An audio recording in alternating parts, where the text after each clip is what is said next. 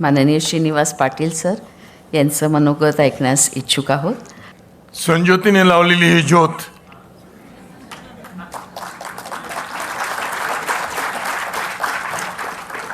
गेले 3 तास मिणमिणते आहे, कधी भगभगते आहे, पण ती विजू नये असं सर्वांनाच वाटतंय. पण पोटातले कावळे का ओरडतायत कळत नाही. पण विसरशील खास मला दृष्टीआड होता, वचने ही दी देशरी गोड आता. अनेकांनी वचनं दिली, ती कदाचित पूर्ण झाली नाहीत. कारण काही लोकांना अनेकाला वचनाची सवय असते, पण एक वचनानं जुळली ती वाट पुन्हा मळावी. आणि कधीतरी गोरज सायंकाळी गायी घरी येत असताना त्यांच्या खोरानं उडलेली धूळ ही मावळत्या प्रकारात दिसावी आणि गोड आठवणी याव्यात आणि डोळ्यातून पाणी आपल्या शर्टावर किंवा साडीवर पडावं. पण ते डोळ्याचं पाणी बोटानं पुसायचं नसतं, ते मुळच्या अस्तनीनं पुसायचं असतं. आणि मग गार वारा येतो झुळक, आणि इथंच का गार लागतंय, कारण तो गारवा इथं मिळतो, मिळाला बरेच वर्ष, आणि त्यातून जी ऊब मिळाली त्यातून आम्ही उभं राहिलो.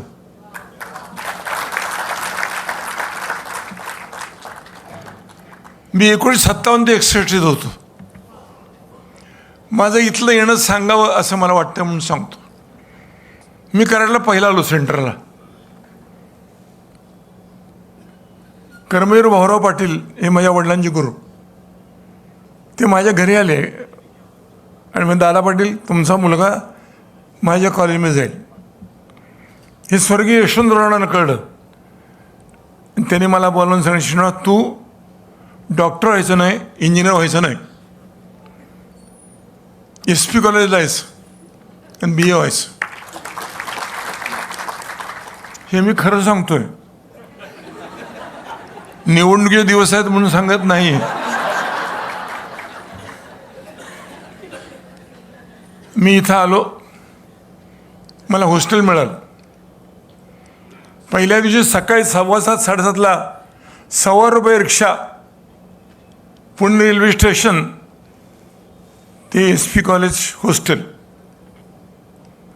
आदल्या दिवशी आईनं सांगितलं होतं की स्टेशनवर रात्री 1:30 वाजता पोचशील, तेव्हा ट्रंकेच्या पेटीत जी पेटी उचलायची जागा असते त्यातनं बोटं घालून झोपा. आम्ही खेड्यातली सगळी निवडली होतं. आनंदनं सांगितलं, अजितनं सांगितलं, विशालनं सांगितलं. पूर्ण तिथं काय होणं हे आत्ता कळलं. पण जिथं नदीवर जावं, धुणं धुवावं,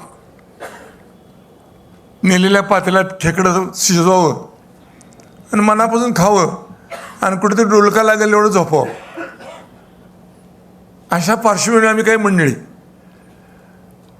पण सुदैवानं चांगले गुरु भेटले, भाषा बदलली, चांगल्या समुदायाला सदाशिव पेठत आलो.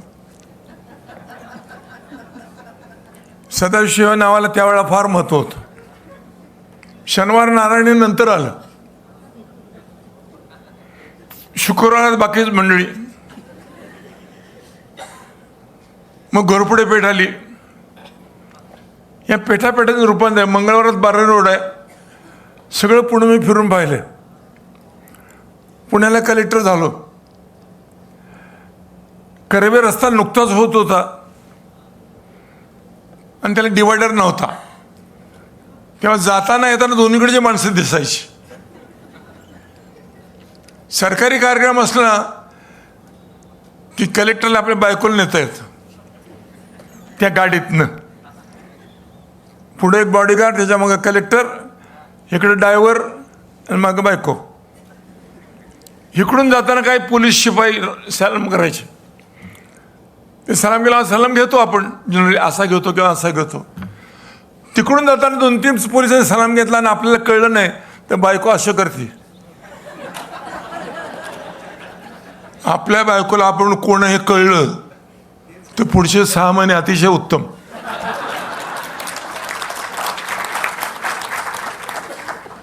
जाताना आपल्या कॉलेजजवळ कुणी नमस्कार केला तर ते फार उत्तम.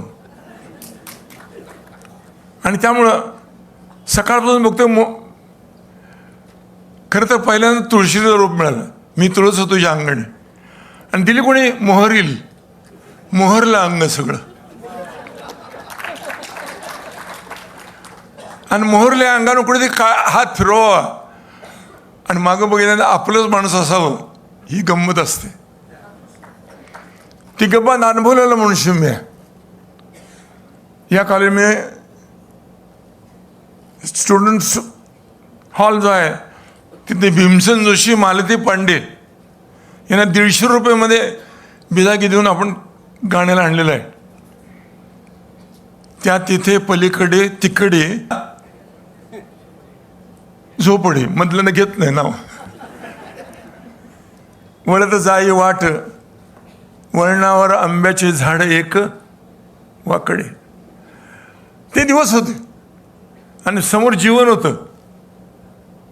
आम्हा मंडळी जीवन माहिती आहे, जे साधारणतः 40 वर्षापूर्वी जीवन आहे. आणि गुंज उठे शहनाई सिनेमा लागला होता आणि आम्ही काही मंडळी आता सांगितलं मेटकरीनं तसं सहज जायचो आणि परत फिशफ्राय मिळायचं. जीवन मी पिया तेरा साथ रहे. आनंद होता तो. जीवनामध्ये कधी काय करायचं हे कळलं पाहिजे. वेळ गेली की मग डोक्याला हात लावून बसत काय मजा नाही. आता आपल्याला विवेक सरांनी सांगितलं की जमून तेवढं करा. हळूच तिथे वळणावर असू द्या किंवा पाण्याच्या टाकीवर पाणी उडवायची मजा असू द्या, ती वेगळीच असते. कुणीतरी यावं, आपल्याला बघावं आणि लांबून खूण करावी आणि मग कुठेतरी बसावं.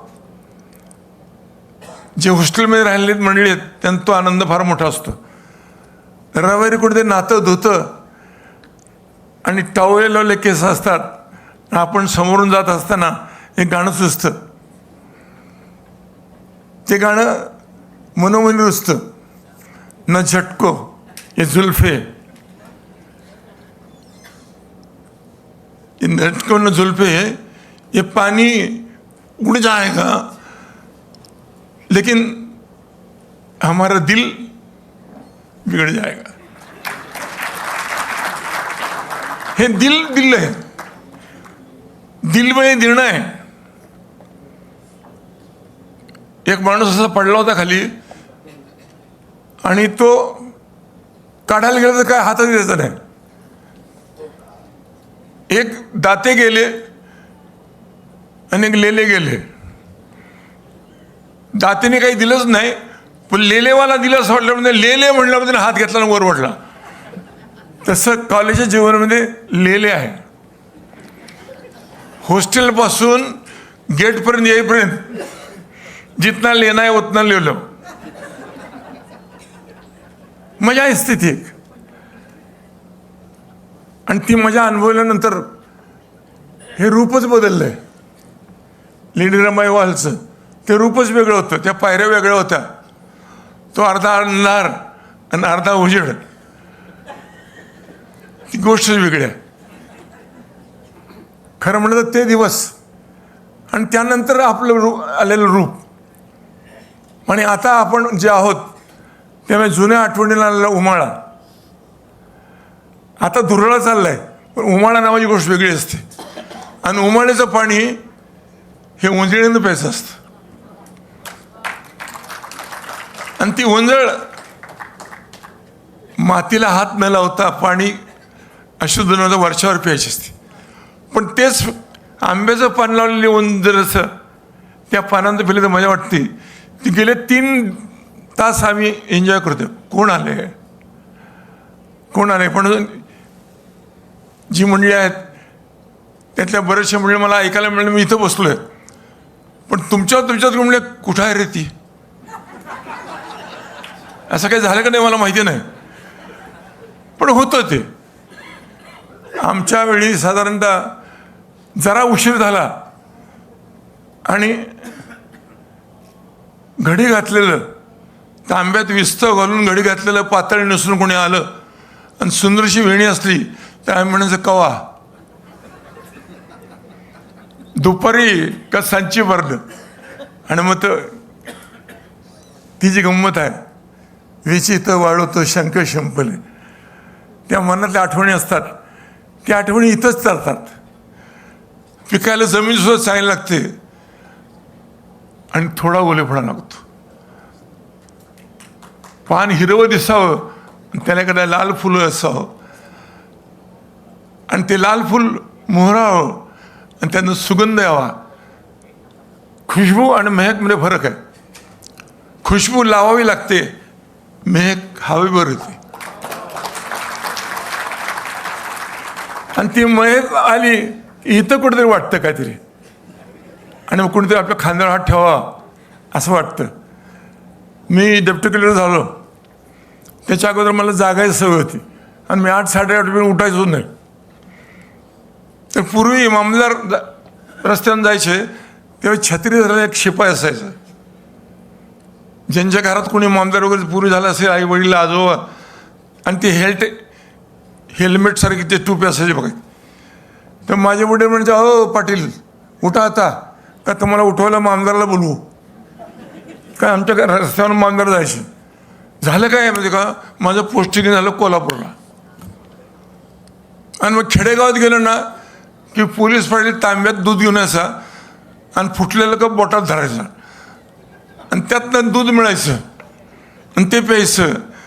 तर मी पहिल्यांदा 2-2.5 महिन्यानंतर घरी आल्यानंतर परत म्हणलं, अहो साहेब, मी आप्पासाहेब, वडिलांनी मी आप्पासाहेब म्हणलं, आप्पासाहेब हल्ली मला मामदार उठवायला येतो. जे आय एस झाले ते IPS झाले, IRS झाले. आपल्या आईवडिलांना ज्या भाषेत आपल्या आईवडिलांनी थोडंफार टीकात्मक बोलले, त्या आईवडिलांना आपण उत्तर देत असताना समाधानकारक उत्तर दिलं तर त्या वडिलाच्या चेहऱ्यावर जसा आनंद हा फार वेगळा आहे. आणि तो आनंद मिळावा म्हणून असे मेळावे भरवत चला. संजोत नाही तर ज्योत. खाली आनंद आहे, वरती आनंद आहे. आणि आनंदाचे गुणगान गात असताना आपल्या मनातलं जे गाणं आहे ते गुणगुणण्यात मजा असते. पूर्वी घंगाळ असायचं आणि एक तांबडा तांब्या असायचं, आणि कधी कोणी नाही असं बघून आपण गाणं म्हणतो. ते गाणं सकाळी सुचतं, ते दिवसभर आपल्या ओठावर असतं. आणि मग कुठेतरी म्हणतो, काय रे काय चाललंय? तर ते गाणं जे असतं ना ते खरं मनातलं गाणं. आणि ते गाणं नाही, गाणं दाजीबा, ते जे गाणं आहे ते गाणं लुटण्याचा आनंद आपल्या सगळ्यांना मिळावा. आणि ज्यांना कोणाला निवळ आहेस म्हणजे जिंदगी असं नाही, बरंच काही आहे. There is always room at the top. वरती जागा आहे, भाड्याने गाळे देणे आहेत, ही खाली काढून टाका. वरती जागा आहे एवढं लक्ष ठेवा. आणि आपण सगळ्या मंडळींनी मूळ जिथं आपण काही दिवस खेळलो, बागडलो, हसलो, रडलो सुद्धा. दुपारचा सिनेमा बघायची गंमत असते, अचानक लाईट लागल्यानंतर गोंधळ होतो. तोही आपण जाणवलाय, पाहिलाय.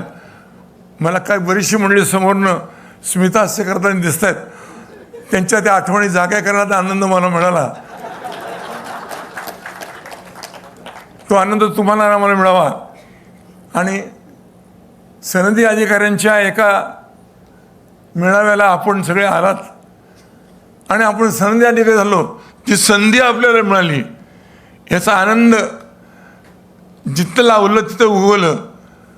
आणि त्याचा ती लता किंवा ती वेल नकळत वरती गेली आणि वाऱ्याच्या झुळकून पडलेलं फूल वेचताना पारिजातकाचं फूल पडल्यानंतर ते मेहंदीच्या बाजून उचललं की पांढऱ्या बाजून उचललं कळत नाही.